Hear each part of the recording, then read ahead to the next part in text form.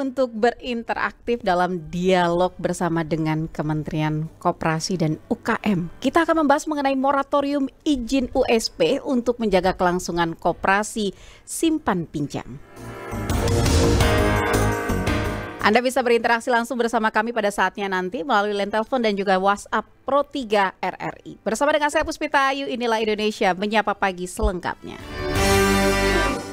Ya, pendengar, pagi hari ini sudah bersama dengan saya di studio Asisten Deputi Bidang Pembiayaan dan Perlindungan Koperasi, Bapak Ari Gunawan SE. Selamat pagi menjelang siang, Pak Ari. Selamat pagi, Bu Puspita. Pak Ari, biar enak, kadang kalau baru menyebut nama saya beberapa kali itu agak susah, Pak, ya kan? Panggil Tata boleh, Pak Ari, ya kan? Tata. Lebih singkat, ya kan? Jadi bagaimana Pak Ari tadi deg-degannya di jalan, nggak kenapa-napa kan ya, tapi ya lancar kan? Alhamdulillah lancar, iya. Kayak izin USP. Ya, Pak Ari, ini bicara soal moratorium izin USP, Pak. Sebenarnya latar belakang kemudian pemberlakuan moratorium izin USP ini apa sih, Pak Ari? Iya, baik Mbak Tata, terima kasih. Bismillahirrahmanirrahim. Assalamualaikum warahmatullahi wabarakatuh. Waalaikumsalam. Saya menyapa dulu pada pendengar RRI Pro 3. Terima kasih. Jadi yang melatar belakangi pemberlakuan moratorium izin usaha simpan pinjam itu, pertama kita harus mengingat bahwa Undang-Undang Nomor 25 Tahun 92 tentang perkoperasian. Di sana mengamanatkan peran pemerintah dalam menciptakan dan mengembangkan iklim dan kondisi yang mendorong pertumbuhan serta pemasyarakatan koperasi, di mana selain mewujudkan kesejahteraan sosial dan ekonomi masyarakat, potensi anggotanya secara khusus dan masyarakat secara umum. Peran koperasi yang awalnya bertujuan baik banyak disalahgunakan oleh koperasi khususnya yang memiliki usaha simpan pinjam, dan ditemukan koperasi yang melaksanakan usaha simpan pinjam tidak sesuai dengan prinsip dan nilai dasar koperasi itu sendiri, serta ketentuan yang berlaku. Permasalahan lain adalah koperasi dengan anggota serta masyarakat yang bukan anggota koperasi, sehingga menimbulkan keresahan dan menyebabkan citra koperasi menjadi kurang baik di mata masyarakat. Nah, maksud dan tujuan dari moratorium itu adalah untuk menjaga kelangsungan usaha simpan pinjam untuk sementara waktu perizinan simpan pinjam koperasi.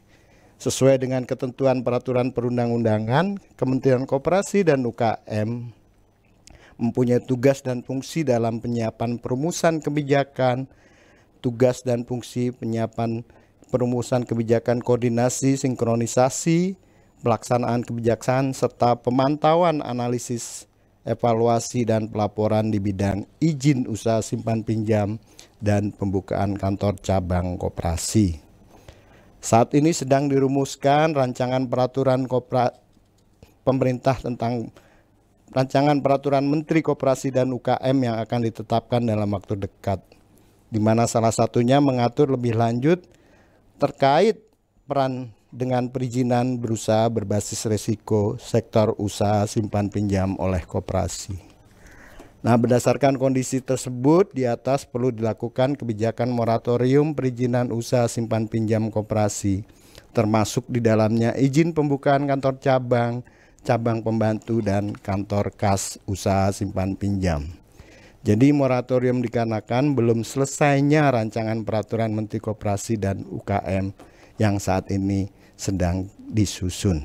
Itu Mbak Tata. Oke, jadi sebenarnya kan moratorium izin USP ini sudah dilakukan beberapa kali, diperpanjang begitu ya, Betul. Pak Ari ya. Nah, nanti kita bahas ini Pak soal perpanjangannya kali ini sampai kapan dan apa yang bisa dilakukan nih untuk koperasi simpan pinjam. Tapi nanti Pak, kita bahasnya setelah jeda boleh ya Pak ya. Kita jeda dulu sejenak. Jadi jangan kemana-mana pendengar, Anda juga tetap di Pro 3 RRI karena kami akan kembali lagi selepas informasi yang berikut ini. Tetap bersama kami di Indonesia Menyapa.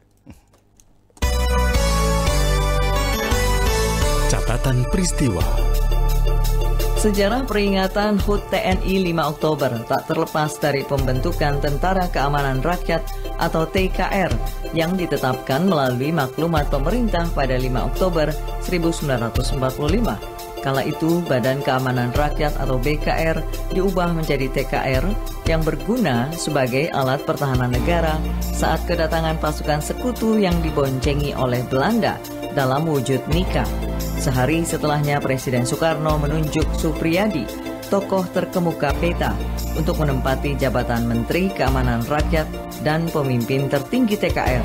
Sebelum diubah menjadi TKR, BKR merupakan bagian dari Badan Penolong Keluarga Korban Perang atau BPKKP yang dibentuk pada 22 Agustus 1945.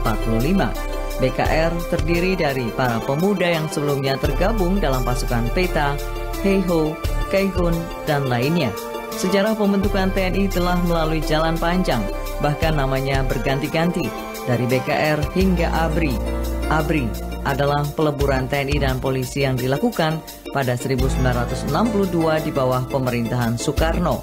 Setelah era reformasi 1998, 3 angkatan militer, yakni Angkatan Darat, Angkatan Laut, dan Angkatan Udara, dikembalikan seperti semula dalam wujud TNI. Angkatan militer tersebut kembali terpisah dari kelembagaan polisi yang memiliki institusi sendiri, yaitu Polri.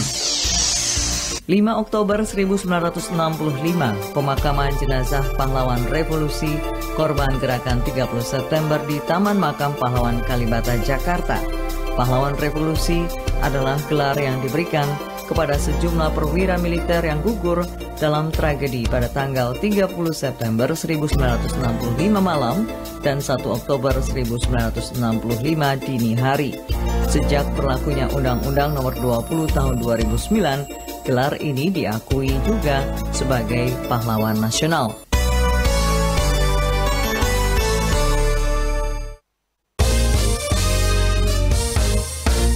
Pro 3 Jaringan Berita Nasional. Ya, pendengar, Anda kembali menyimak Indonesia Menyapa bersama dengan saya Puspita Ayu dan saya masih bersama dengan Bapak Ari Gunawan SE, Asisten Deputi Bidang Pembiayaan dan Perlindungan Koperasi dari Kementerian Koperasi dan UKM Republik Indonesia. Kami masih membahas mengenai moratorium izin USP. Jadi izin USP ini sebenarnya sudah diperpanjang, sempat diperpanjang ya beberapa kali. Kalau tidak salah waktu itu diperpanjang dari Februari sampai yang terakhir saya dengar itu April ya Pak ya.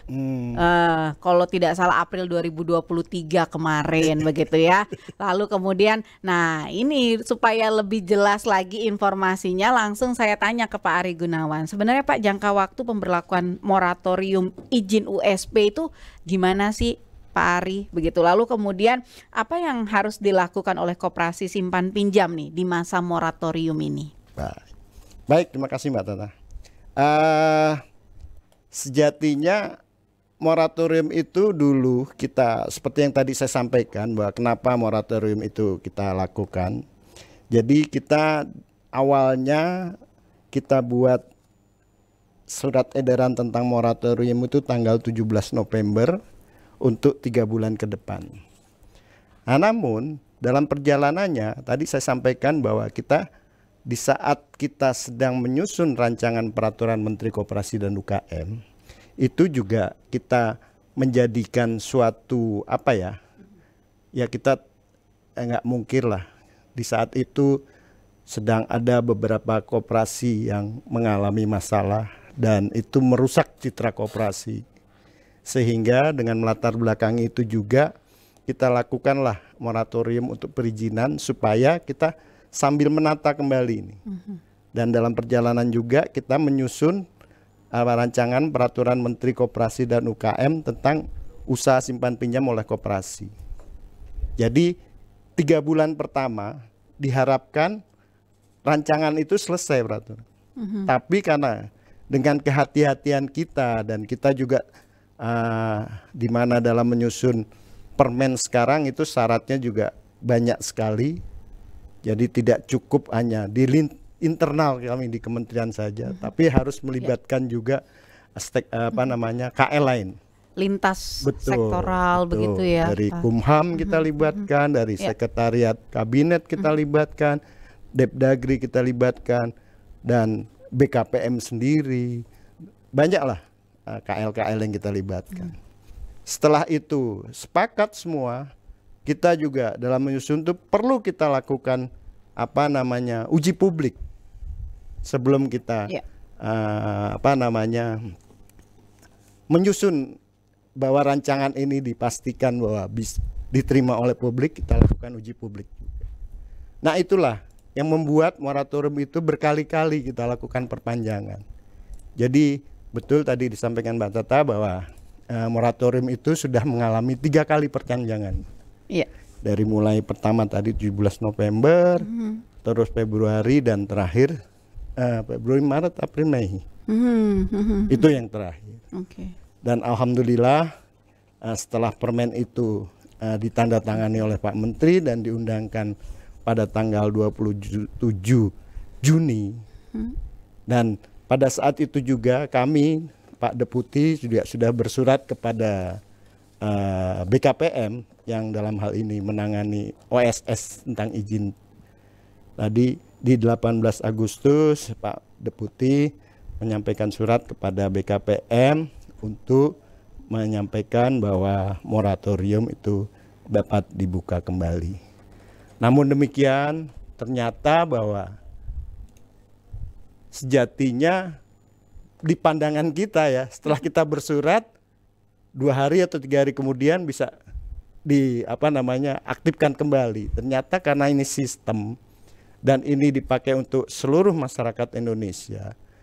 Jadi kan ada pergantian syarat-syarat perizinan yang semula berdasarkan keputusan Menteri nomor 49 akan dirubah menjadi peraturan Menteri nomor 8 tahun 23.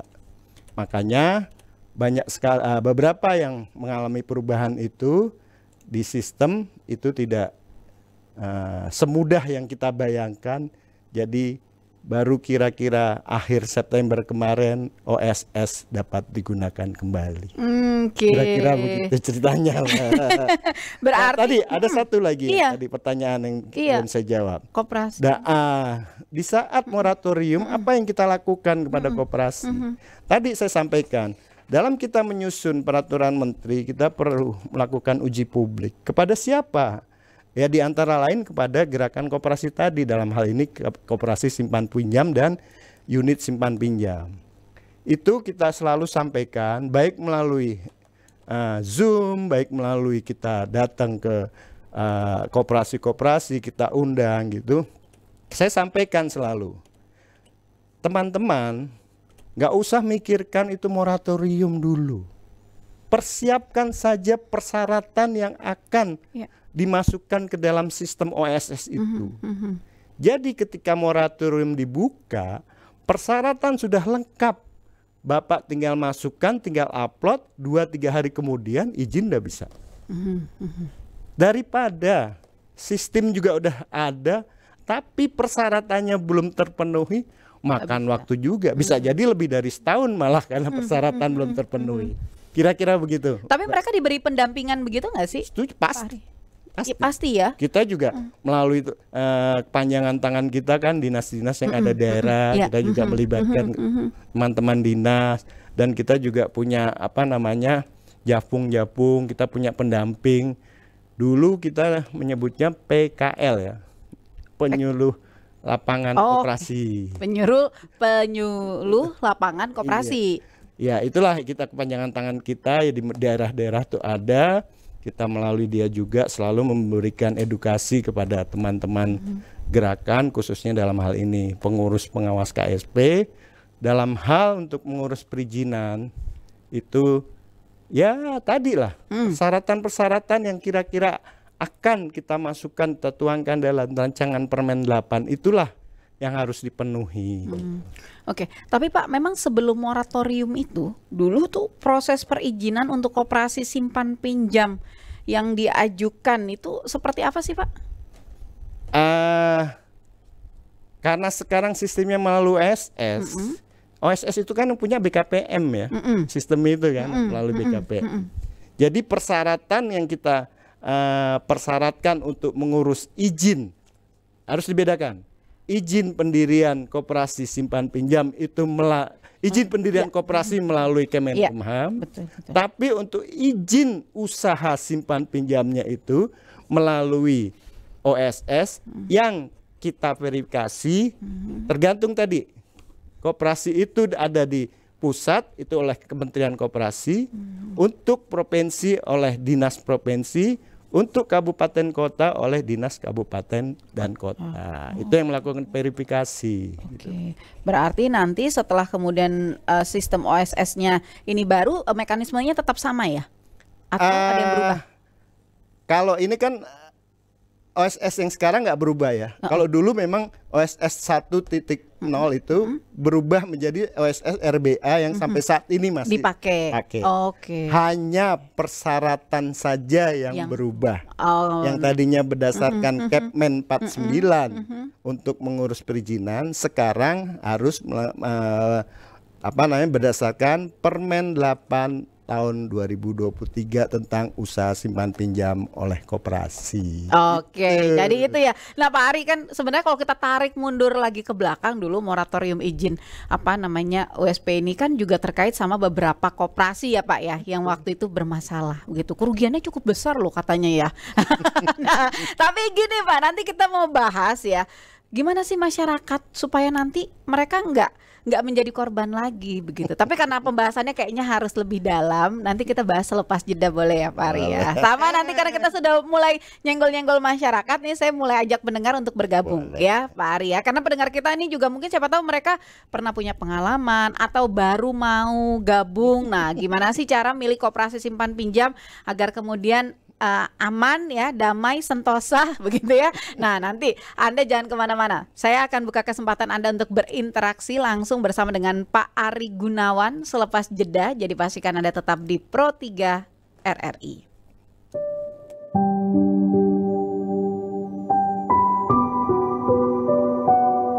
Saya perlu mengingatkan sila pertama Pancasila adalah ketuhanan yang Maha Esa. Sila ini menegaskan bahwa kita adalah bangsa yang religius. Untuk itu, setelah kita mendapatkan rahmat dan hak hidup dari Allah Subhanahu wa Ta'ala, maka dengan serta-merta kita harus menunaikan kewajiban untuk bertakwa kepada Allah Subhanahu wa Ta'ala, menjalankan perintahnya dan meninggalkan larangannya. Dalam kehidupan berdemokrasi, kita juga mendapatkan hak asasi kita sebagai manusia dan sekaligus harus menunaikan kewajiban asasi. Kewajiban asasi manusia ini merupakan pembatasan atas hak asasi yang bisa menjadikan sifat egoisme. Sebagai bangsa yang berbudaya, kita tidak diperkenankan untuk menuntut hak saja tanpa memenuhi kewajiban untuk menghormati hak asasi orang lain dalam suatu hubungan bermasyarakat. Semoga Indonesia tetap harmonis dalam keberagamaan. Pesan kebangsaan disampaikan Baharudin Yusuf Habibie, Presiden Republik Indonesia ketiga, untuk Koase Indonesia.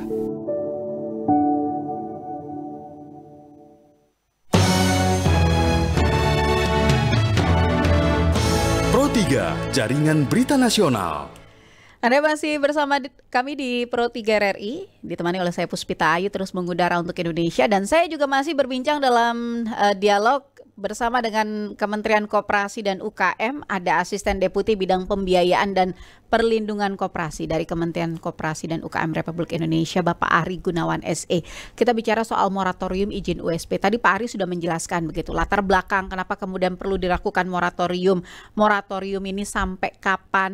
Apa yang bisa dilakukan koperasi simpan pinjam begitu ya di masa moratorium ini begitu. Nah, tapi tadi juga kita sudah mulai membahas nih. Ini buat masyarakat karena ya Pak Ari ya, kita nggak bisa ini juga nggak bisa kan menafikan juga kalau koperasi itu pasti nanti penggunanya adalah masyarakat, ya kan. Nah, kalau dari pemerintah ya Kementerian Koperasi dan UKM lah khususnya begitu Pak.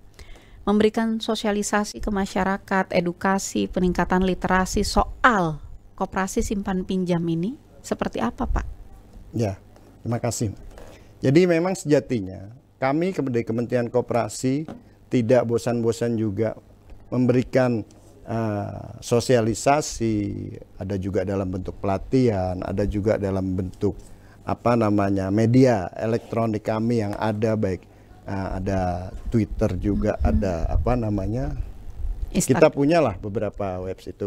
Di situ juga kita sudah menyampaikan menghimbau kepada masyarakat dalam rangka mau menginvestasikan uang yang dimiliki itu, janganlah tergiur dengan bunga yang tinggi.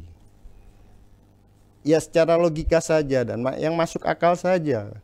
Kalau kita diberikan iming-iming dengan bunga 10%, usaha apa sih bisa?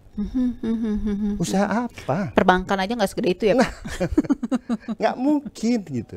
Tapi itulah lagi-lagi karena pinternya daripada si marketing itu yang menawarkan bunga dan menawarkan untuk menginvestasikan uang-uang masyarakat kepada, ya dalam hal ini KSP, sehingga banyak sekali yang kita tidak munafikan bahwa ada korban-korban dari beberapa KSP yang kita sebut sajalah Indosuria. Betul. Itu yang nilainya juga fantastis. Tapi ya kita memang tidak menyalahkan masyarakat. Lagi-lagi kita dari Kementerian Koperasi tidak jelas-jelasnya memberikan pemahaman, memberikan pengertian kepada masyarakat, gimana caranya melihat koperasi yang sehat, melihat koperasi yang memang dalam hal ini KSP yang pantas untuk kita percaya begitu. Percaya. Jadi sejatinya kita harus memahami juga bahwa KSP itu adalah koperasi, kan KSP singkatan koperasi simpan pinjam. Jadi hanya untuk melayani simpan dan pinjam. Nggak ada namanya KSP melakukan kegiatan investasi, nggak ada dagang, nggak ada jualan rumah dan lain sebagainya. Jadi lagi-lagi kita selalu memberikan informasi kepada masyarakat bahwa namanya KSP adalah koperasi simpan pinjam. Ya. Hanya melaksanakan kegiatan simpan dan pinjam dari, oleh, dan untuk anggota koperasi. Oke. Jadi itu ya. Kalau itu kuncinya. Kalau sudah melayani bukan anggota, itu namanya bukan KSP lagi. Ya namanya perbankan.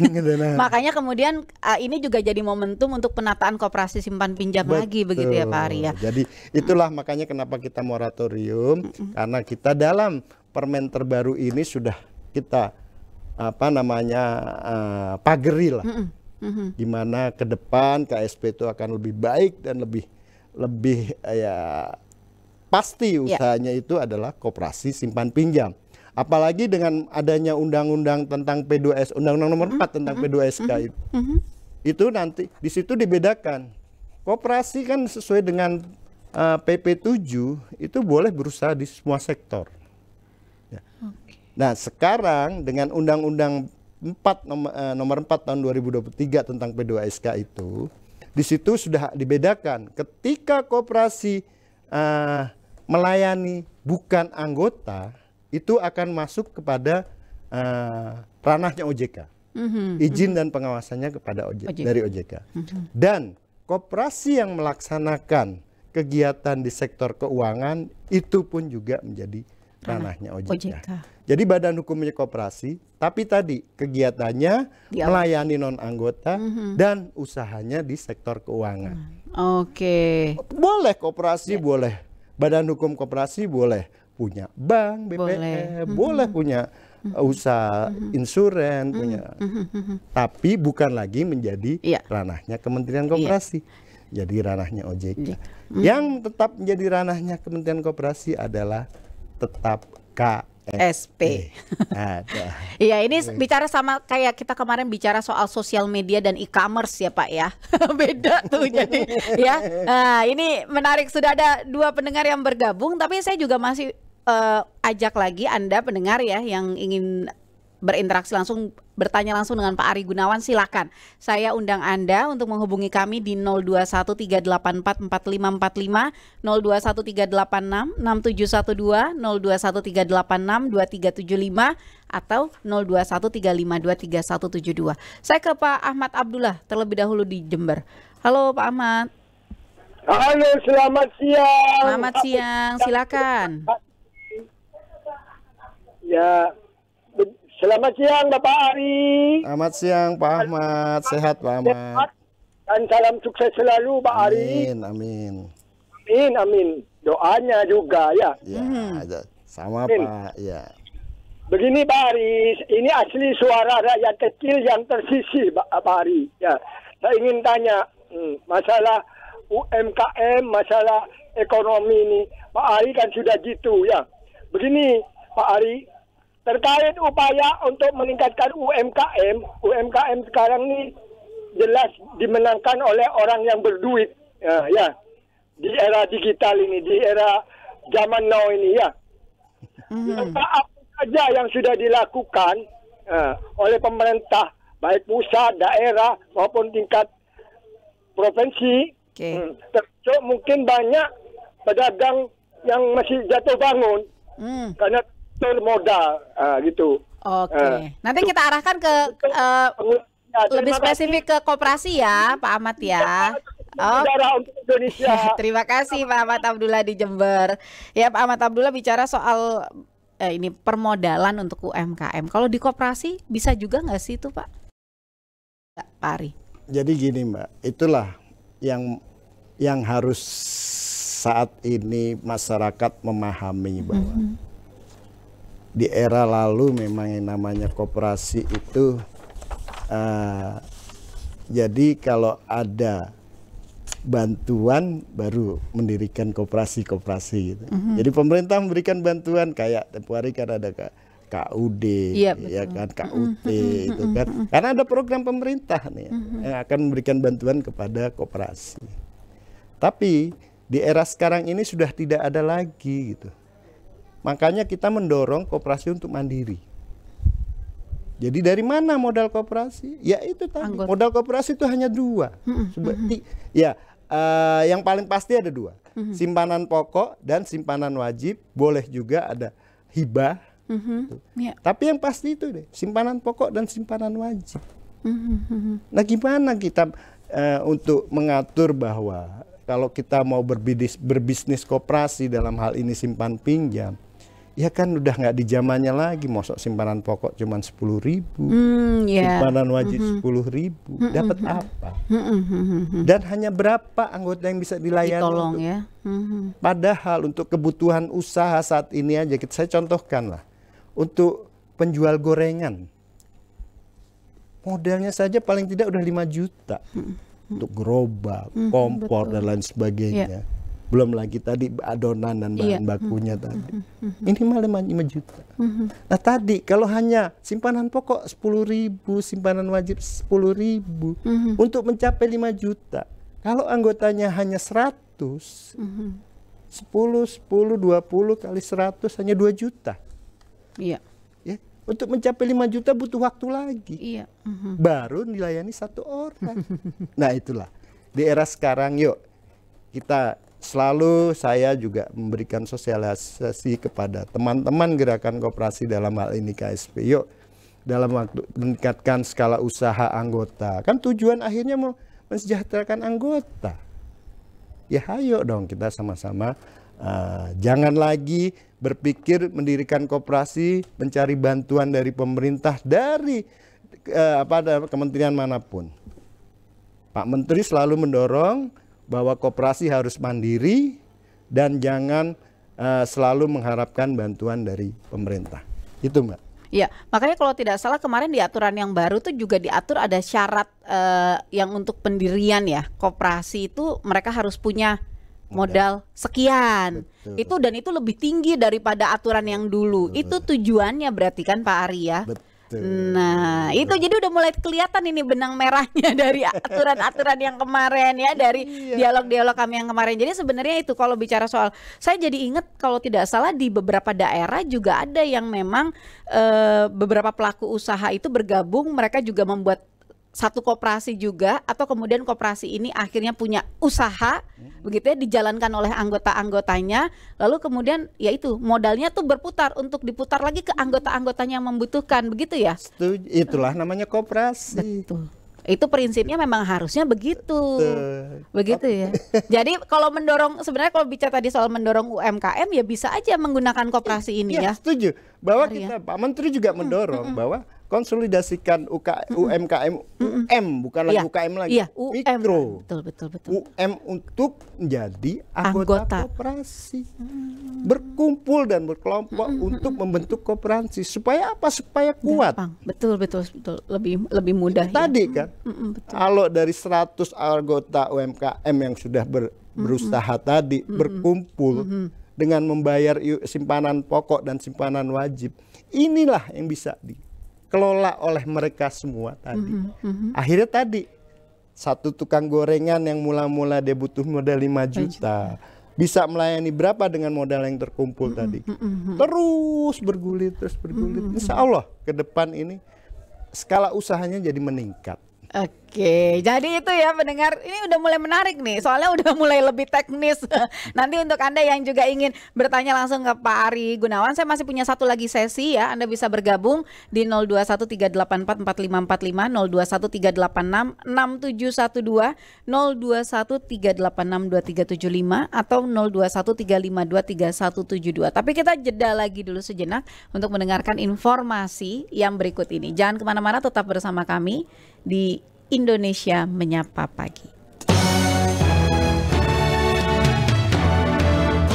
Pro 3, Jaringan Berita Nasional. Kilas Berita.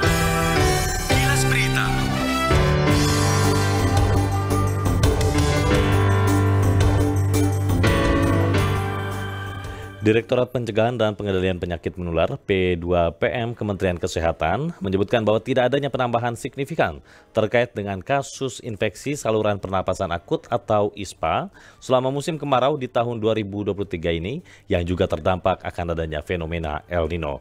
Berdasarkan data dari Kemenkes bahwa jumlah kasus ISPA pada bulan Mei 2023 mencatatkan sebanyak 1.515.070 kasus. Untuk bulan Juni turun menjadi 1.305.185 kasus, dan di bulan Juli turun kembali menjadi 1.290.171 kasus. Untuk informasi ini dan juga informasi lainnya dapat diakses di laman resmi kami rri.co.id.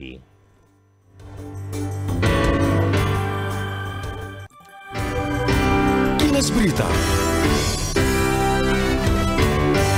Pro 3, Jaringan Berita Nasional.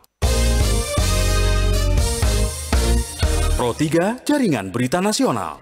Terima kasih untuk Anda pendengar yang masih tetap setia bersama kami di Pro 3 RRI. Kita lanjutkan kembali Indonesia Menyapa. Saya Puspita Ayu masih menemani Anda bersama dengan Asisten Deputi Bidang Pembiayaan dan Perlindungan Koperasi, Kementerian Koperasi dan UKM Republik Indonesia, Bapak Ari Gunawan SE. Pak Ari, kita masih bicara soal koperasi simpan pinjam. Tadi moratorium ya, izin USP-nya sudah kita bahas. Lalu sosialisasi ke masyarakat juga sudah kita sampaikan, ya kan? Nah, saya mau tanya nih berarti ke depan bagaimana kemudian pemerintah mengatur perizinan usaha basisnya dari resiko ya di sektor usaha simpan pinjam ini, Pak Ari? Ya. Baik, Mbak Tata. Jadi memang tadi saya sudah sampaikan dan sudah saya singgung bahwa kita kenapa kita moratorium? Karena kita sedang menyusun rancangan Permen nomor 8 tahun 2023 tentang usaha simpan pinjam oleh koperasi. Dan kalau kita lihat di sektor izinnya itu adalah KSP berbasis risiko tinggi, makanya perlu kita susun permen yang sebetulnya tentang KSP ini sejak dulu juga sudah ada peraturan menterinya. Cuman tadi saya katakan, dirasa untuk era sekarang sudah tidak relevan lagi lah. Contoh tadi, yang tadi Mbak Tata sampaikan. Modal 15 juta. Udah bisa bikin. Dapat apa? Iya, Era sekarang. Nah, makanya di permen terbaru ini kita coba tingkatkan menjadi 500 juta.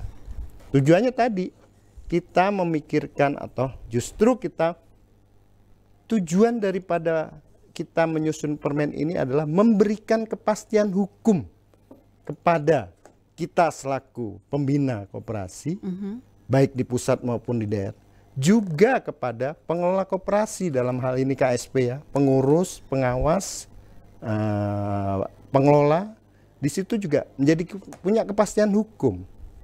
Jadi punya aturan yang terbaru, terupdate, sehingga dalam melaksanakan kegiatan usaha simpan pinjam itu ada relnya, ada aturannya yang perlu diikuti. Di situ sudah mengatur tentang perizinannya, persyaratan dan lain sebagainya ada.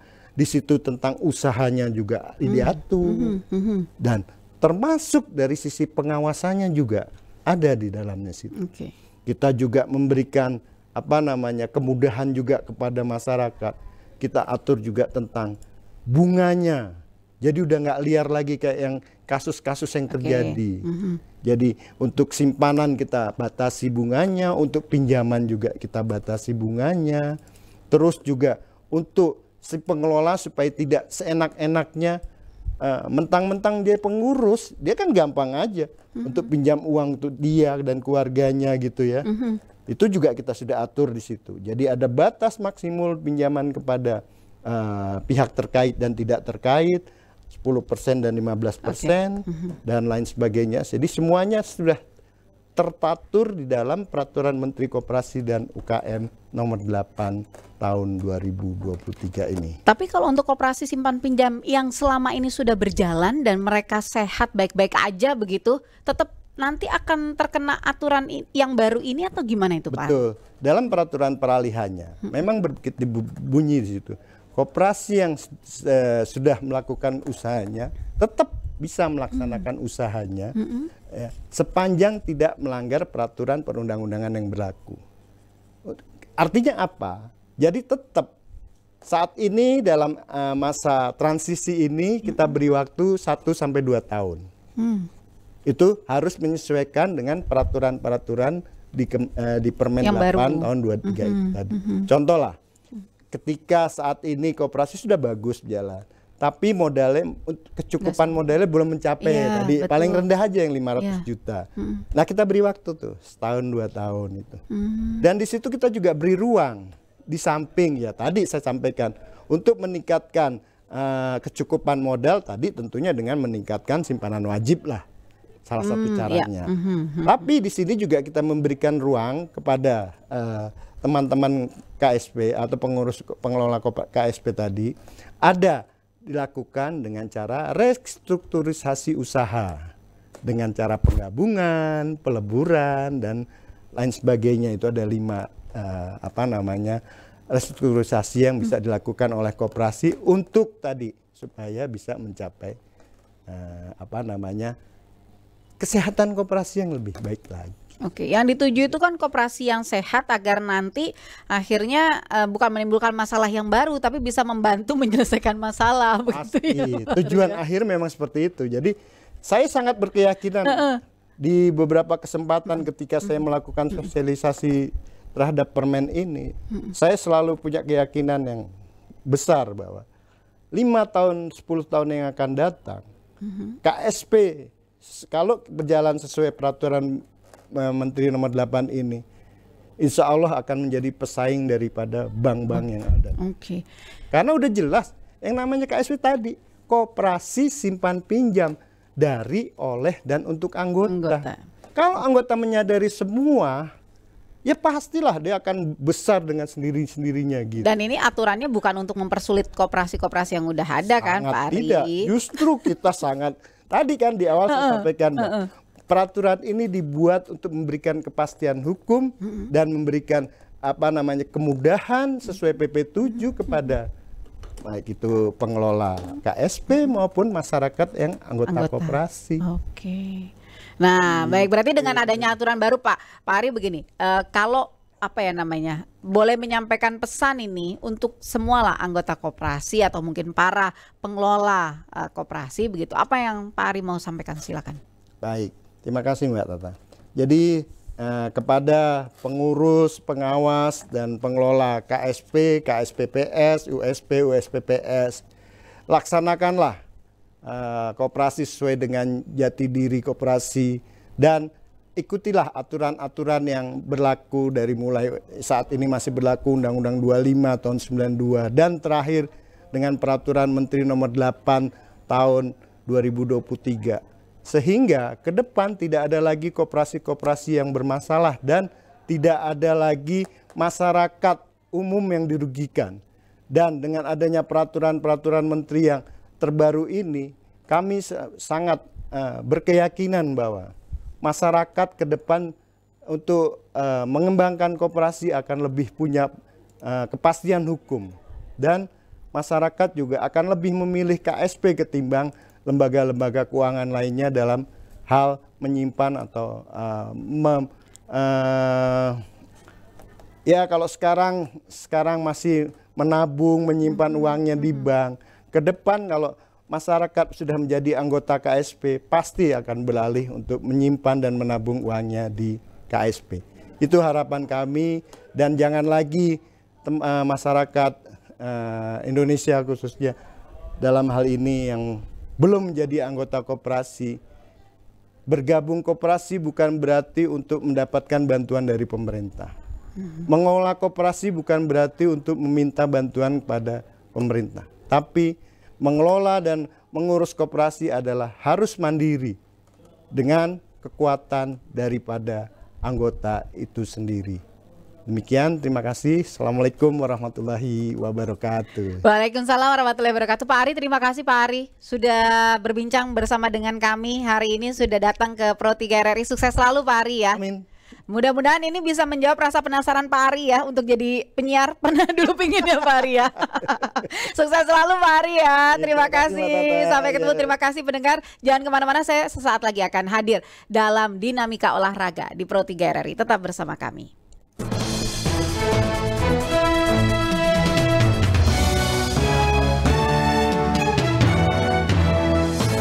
Pro 3, Jaringan Berita Nasional.